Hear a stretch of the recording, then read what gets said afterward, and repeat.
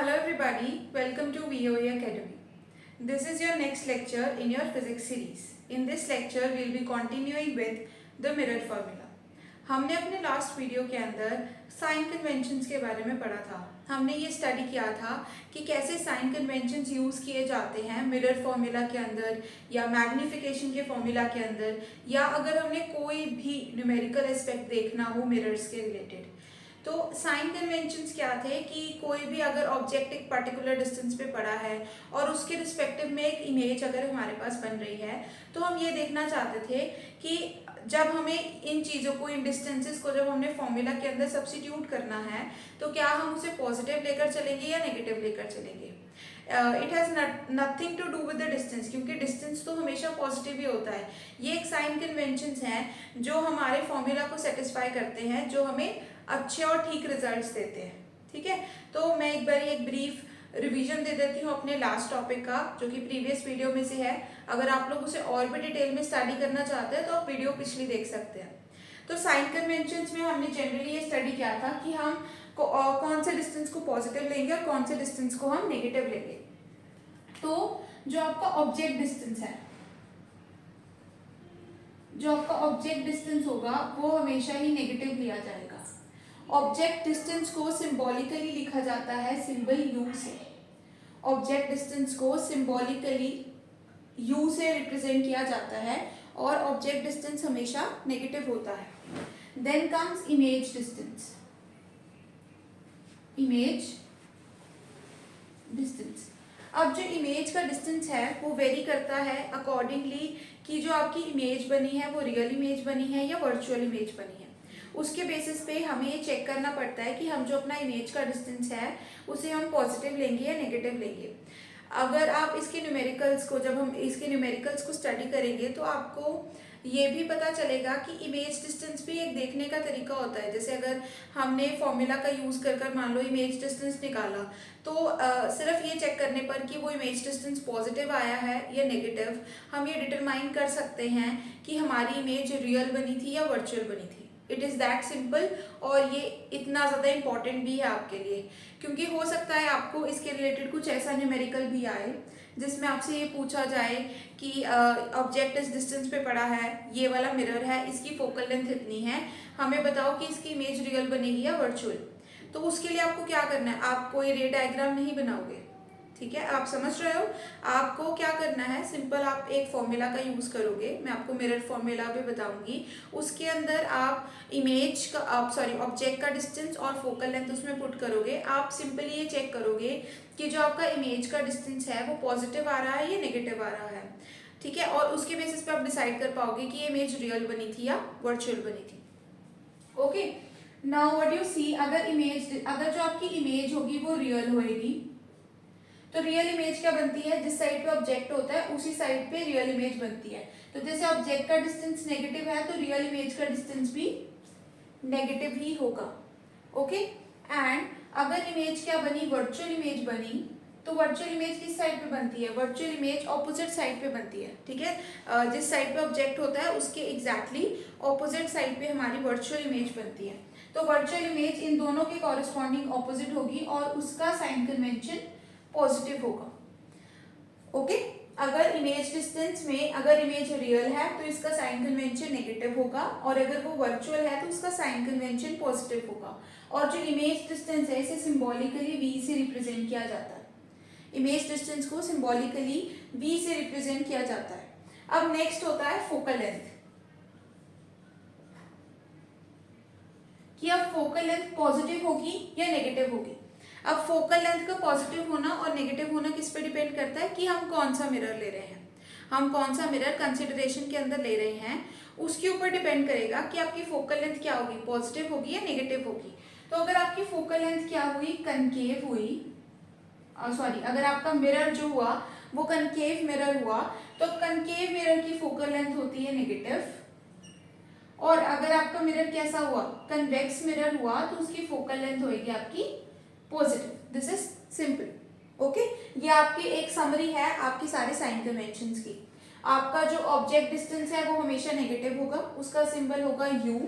आपका image distance का symbol है v, और अगर इमेज रियल हुई तो उसका डिस्टेंस होगा नेगेटिव, अगर इमेज वर्चुअल हुई तो उसका डिस्टेंस होगा पॉजिटिव। और नेक्स्ट है फोकल लेंथ। अगर आपका मिरर कनकेव है तो फोकल लेंथ होगी नेगेटिव, अगर आपका मिरर कन्वेक्स है तो फोकल लेंथ होगी पॉजिटिव। नेक्स्ट है अगर हमने हाइट चेक करनी हो,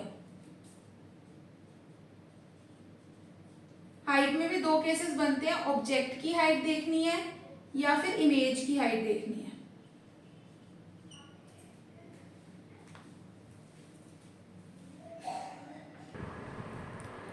अब जब आपको हाइट के केस में जब आपको साइन कन्वेंशंस देखने हैं तो आपको ये देखना है कि जो चीज़ प्रिंसिपल एक्सिस के ऊपर होगी उसे तो हम पॉजिटिव लेते हैं और जो चीज़ प्रिंसिपल एक्सिस से नीचे होगी उसे हम नेगेटिव लेते हैं। तो हाइट के केस में ऑब्जेक्ट होता है, जो ऑब्जेक्ट होता है उसको हम हमेशा कहाँ प्लेस करते हैं, object is always placed above the principal axis, तो ऑब्जेक्ट की हाइट हमेशा ली जाएगी पॉजिटिव। अब जैसे इमेज के केस में हमने पहले केसेस बनाए थे कि वो रियल है या वर्चुअल, उसी तरीके से हम यहाँ पे भी केसेस देखेंगे कि इमेज अगर रियल होगी तो उसकी हाइट क्या होगी और अगर इमेज वर्चुअल होगी तो उसकी हाइट क्या होगी। अब अगर आपकी इमेज क्या हुई, रियल इमेज हुई, तो रियल इमेज हमने स्टडी किया था जब हमने इमेजेस के बारे में, टाइप्स ऑफ इमेजेस के बारे में स्टडी किया था, तो हमने देखा था कि जो इमेजेस होती हैं वो जनरली 2 टाइप की होती हैं, रियल इमेज और वर्चुअल इमेज। और जो आपकी रियल इमेज होती है वो हमेशा क्या होती है, इन्वर्टेड। हमने वर्ड भी देखा था रियल एंड इन्वर्टेड। तो आपकी रियल इमेज हमेशा कैसे बनेगी, वो हमेशा इन्वर्टेड होगी, यानी हमेशा उल्टी बनेगी। तो जब कोई इमेज उल्टी बनती है तो वो हमेशा कहाँ बनती है, प्रिंसिपल एक्सिस से नीचे बनती है। तो रियल इमेज की हाइट हमेशा क्या होगी, नेगेटिव। और वर्चुअल इमेज की हाइट क्या होगी, अब वर्चुअल इमेज कैसे बनती है, वर्चुअल एंड इरेक्ट, सीधी बनती है। तो वर्चुअल इमेज की हाइट हमेशा क्या होगी, पॉजिटिव। अब जब आप मैग्नीफिकेशन कैलकुलेट करोगे, उसका फॉर्मूला भी मैं आपको बताऊंगी, जब आप मैग्नीफिकेशन कैलकुलेट करोगे तो उसके फॉर्मूला को पुट कर आप ये चेक कर सकते हो कि हाइट कैसी आ रही है, इमेज की हाइट कैसे आ रही है, इमेज की हाइट पॉजिटिव आ रही है या इमेज की हाइट नेगेटिव आ रही है। तो उसको देख कर कि हाइट पॉजिटिव है या नेगेटिव, आप ये चेक कर पाओगे कि आपकी इमेज रियल थी या वर्चुअल थी। ठीक है, तो एमसीक्यू बेस्ड अगर कोई क्वेश्चन आया तो ये एक क्विक कैलकुलेशन के लिए आपके काम में आएगा। सिर्फ आपको साइन कन्वेंशन चेक करना होगा उसमें पुट कर कि ये पॉजिटिव बन रहा है नेगेटिव। आप अगर रेस्ट ऑफ सारी कैलकुलेशन नहीं करोगे, एग्जैक्ट आंसर नहीं भी निकालोगे तो भी आपका काम हो जाएगा, आपको सिर्फ साइन कन्वेंशन चेक करने पड़ेंगे। तो ये हमारे जो हमने पिछली क्लास के अंदर जितने भी साइन कन्वेंशंस पढ़े थे उन सब की एक समरी है और उसको आज मैंने एक फ्लो चार्ट के फॉर्म में आपके सामने रिप्रेजेंट किया है। तो आप उसको इस तरीके से चेक कर सकते हो कि आपकी इमेज किस तरीके से बन रही है या आपका ऑब्जेक्ट का डिस्टेंस कैसा होगा या फोकल लेंथ आपकी किस तरीके से होगी। ओके, अब नेक्स्ट हमारा जो टॉपिक होगा, नेक्स्ट टॉपिक में हम स्टडी करेंगे हमारा सबसे इम्पोर्टेंट फॉर्मूला इस चैप्टर का और वो है मिरर फॉर्मूला।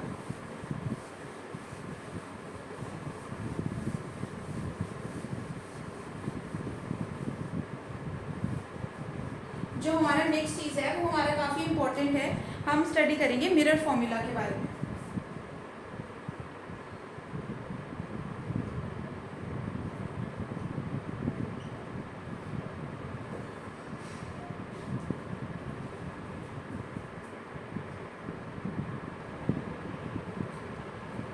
तो अगर आपको कोई मिरर फॉर्मूला की डेफिनेशन पूछे तो आप काफ़ी सिंपली बता सकते हो मिरर फॉर्मूला क्या है। मिरर फॉर्मूला हमें रिलेशन बताता है किस किस के बीच में, mirror formula gives us relation between v, u and f. अब ये सिंबल्स तो आपको पता ही होंगे। मिरर फॉर्मूला हमें क्या देता है, it gives us relation between v, u and f. Now what is v? V is the image distance, u is the object distance and f is the focal length. So what is your mirror formula? Your mirror formula is 1 upon v plus 1 upon u is equal to 1 upon f.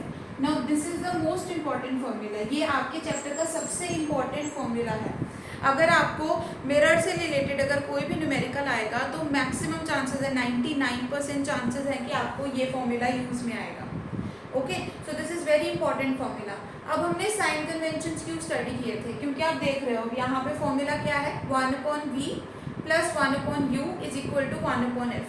तो इस formula के अंदर आपको v और u की जगह पे जब आप डिस्टेंसेस पुट करोगे तो आप उसे रैंडम ही नहीं पुट कर दोगे। जैसे अगर आपको क्वेश्चन में दिया हुआ है that the object is placed 25 centimetre from the mirror, तो आप सीधा u की जगह पे 25 नहीं पुट करोगे। हमने साइन कन्वेंशंस के अंदर स्टडी किया था कि जो u की वैल्यू है वो हमेशा क्या होती है, नेगेटिव। तो यहाँ पर आप 25 लिखने की बजाय -25 सब्स्टिट्यूट करोगे। Okay, getting my point. हमने यहाँ पर जो भी वैल्यू सब्स्टिट्यूट करनी है, सब्स्टिट्यूट का मतलब पुट करना, तो हम जब भी कोई न्यूमेरिकल सॉल्व करेंगे और इसके अंदर अगर कोई वैल्यू डालेंगे तो वैल्यू कैसे डालेंगे, वो वैल्यू हम डालेंगे साइन कन्वेंशंस के अकॉर्डिंग। अगर हमें u गिवन है यानी ऑब्जेक्ट का डिस्टेंस गिवन है तो हम वो नेगेटिव सब्स्टिट्यूट करेंगे, नेगेटिव डालेंगे। और जैसे अगर आपको फोकल लेंथ डालनी है तो फोकल लेंथ हमने क्या देखा था कि कनकेव और जो हमारे कन्वेक्स मिरर होते हैं दोनों की फोकल लेंथ अलग अलग होती है। अलग अलग से मेरा मतलब है कि एक की फोकल लेंथ पॉजिटिव होगी और एक की फोकल लेंथ नेगेटिव होगी। तो हम उसी के बेसिस पे पुट करेंगे कि ये फोकल लेंथ हमने पॉजिटिव लेनी है या नेगेटिव लेनी है। अब अगर आप पुट करते हो, अगर आपके पास यहाँ पर मिरर जो होगा, अगर आपका मिरर क्या हुआ, कनकेव मिरर हुआ, तो कनकेव मिरर की फोकल लेंथ होती है नेगेटिव। तो अगर आपके पास न्यूमेरिकल के अंदर आया कि आपके पास एक कनकेव मिरर आपको गिवन है तो आप उसकी जगह पे जो फोकल लेंथ पुट करोगे वो नेगेटिव में पुट करोगे। और अगर उसके अलावा आपके पास न्यूमेरिकल के अंदर कन्वेक्स मिरर आया तो आप फोकल लेंथ पॉजिटिव सब्स्टिट्यूट करोगे।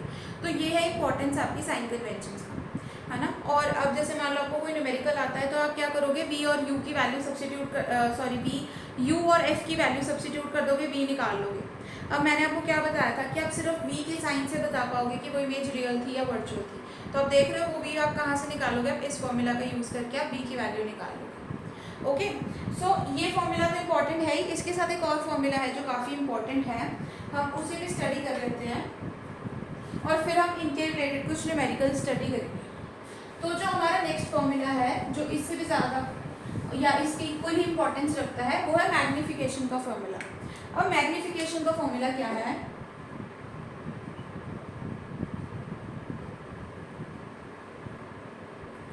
मैग्नीफिकेशन का फॉर्मूला हमें रिलेशन देता है ऑब्जेक्ट की हाइट में और इमेज की हाइट में। क्या देता है, मैग्नीफिकेशन का फॉर्मूला हमें रिलेशन प्रोवाइड करता है इमेज की हाइट में और ऑब्जेक्ट की हाइट में। तो मैग्नीफिकेशन को रिप्रेजेंट किया जाता है m और इसका फॉर्मूला होता है इमेज हाइट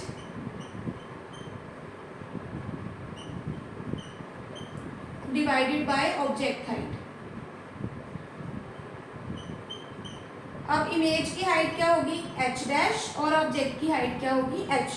तो इमेज की हाइट को हम हमेशा रिप्रेजेंट करते हैं h डैश से और ऑब्जेक्ट की हाइट को हम रिप्रेजेंट करते हैं h से। अब मैग्नीफिकेशन का एक तो फॉर्मूला ये होता है h डैश अपॉन h यानी इमेज की हाइट डिवाइडेड बाय ऑब्जेक्ट की हाइट। इसके अलावा भी मैग्नीफिकेशन का एक फॉर्मूला होता है, वो क्या है कि मैग्नीफिकेशन बराबर होता है -v/u के। मैग्नीफिकेशन और किसके बराबर होता है, -v/u के। यहाँ पे v क्या है, v सेम मीनिंग रख रहा है, ये सिंबल हर जगह सेम मीनिंग रखता है। v है आपकी इमेज की हाइट और u क्या है, u है आपकी ऑब्जेक्ट की हाइट। ठीक है, तो मैग्नीफिकेशन के फॉर्मूला का हेल्प करके आप इमेज डिस्टेंस और जो आपके इमेज का हाइट और ऑब्जेक्ट की हाइट है इन सब के अंदर भी आप रिलेशन देख सकते हो। तो मैग्नीफिकेशन का फॉर्मूला काफ़ी सिंप्लीफाइड है, इसको आप इस फॉर्म में भी लिख सकते हो कि h डैश अपॉन h किसके बराबर आएगा, -v/u के। यानी इमेज की हाइट डिवाइडेड बाय ऑब्जेक्ट की height will be equal to negative of image distance divided by object distance.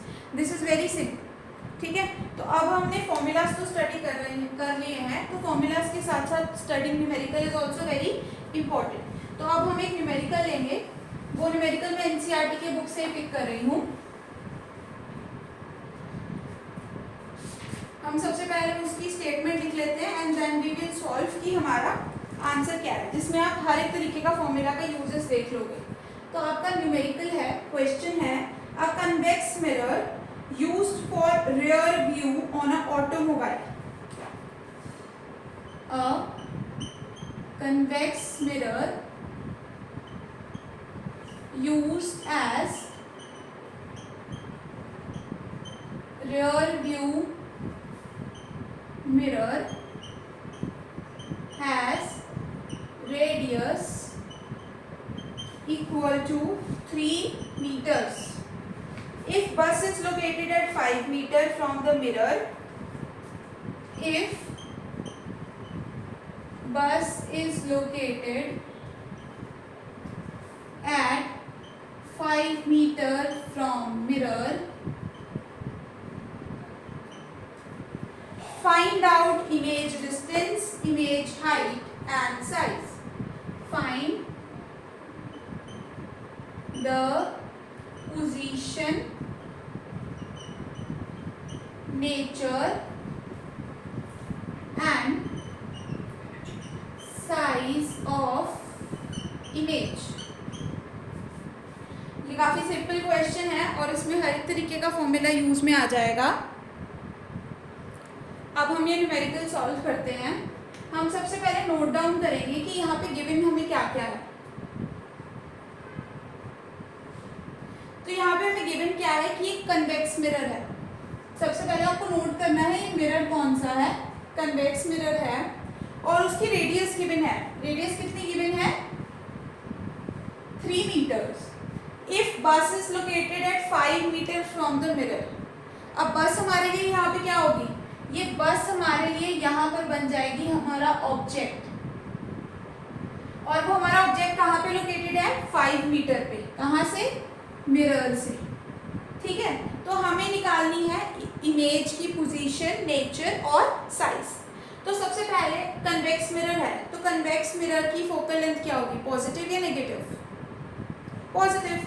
तो हमारा जो कन्वेक्स मिरर है उसकी फोकस तो हमारी होगी पॉजिटिव, पर यहाँ पे हमें फोकस तो गिवन नहीं है, हमें क्या गिवन है, रेडियस। बट हमें इतना तो पता ही है कि जो हमारा फोकस होता है वो क्या होता है, रेडियस का हाफ होता है। तो हमारा फोकस क्या होगा, r/2। अब अगर फोकस पॉजिटिव है तो रेडियस भी पॉजिटिव होगी, तो हम क्या पुट करेंगे, 3/2 और हमारा फोकस कितना आ जाएगा, 1.5 मीटर्स। आई होप आपको ये स्टेप समझ में आ गया होगा। हमें गिवन क्या था, कन्वेक्स मिरर गिवन था और उसकी रेडियस गिवन थी 3 मीटर्स। तो अब कन्वेक्स मिरर होता है, कन्वेक्स मिरर के केस में जो हमारा फोकस होता है या फोकल लेंथ होती है या रेडियस लगा लो, वो क्या होती है, पॉजिटिव होती है। तो मैंने क्या किया, वहाँ से मुझे फॉर्मूला के अंदर तो फोकल लेंथ ही काम आएगी, तो मैंने क्या किया, फोकल लेंथ का फॉर्मूला यूज किया। क्या कि फोकल लेंथ हमेशा क्या होती है, रेडियस ऑफ कर्वेचर का आधा होती है। ठीक है, तो मैंने r/2 लगाया, रेडियस ऑफ कर्वेचर की वैल्यू कितनी थी, 3 मीटर, वो मैंने यहाँ पुट की और मेरा जो फोकल लेंथ है वो कितना आ गया, 1.5 मीटर। अब हमें नेक्स्ट क्या गिवन है, हमें ऑब्जेक्ट का डिस्टेंस गिवन है। ऑब्जेक्ट का डिस्टेंस हम हमेशा कैसे लिखते हैं, u से। तो u किसके बराबर है, 5 मीटर। पर आपको यहाँ पे साइन कन्वेंशन फिर से याद रखने हैं। जो आपका ऑब्जेक्ट डिस्टेंस होता है वो हमेशा क्या होता है, वो हमेशा होता है नेगेटिव। तो आपका ऑब्जेक्ट डिस्टेंस आप यहाँ पे क्या लिखोगे, -5 मीटर्स। अब हमें पोजीशन निकालनी है सबसे पहले इमेज की, उसके लिए हम क्या यूज करेंगे, मिरर फॉर्मूला। तो वो क्या होगा, 1/v + 1/u = 1/f। अब 1v तो हमें निकालना ही है, तो अब इस फॉर्मूला को हम ऐसे कन्वर्ट करते हैं, 1/v = 1/f - 1/u। सिंपल। अब फोकल लेंथ क्या है, 1.5 और -1/u। u की जगह पे क्या रखना है आपको, -5। u की जगह पे क्या रखना है आपको, -5। तो अब जल्दी जल्दी अभी कैलकुलेशन करो और मुझे बताओ ये आंसर कितना आएगा।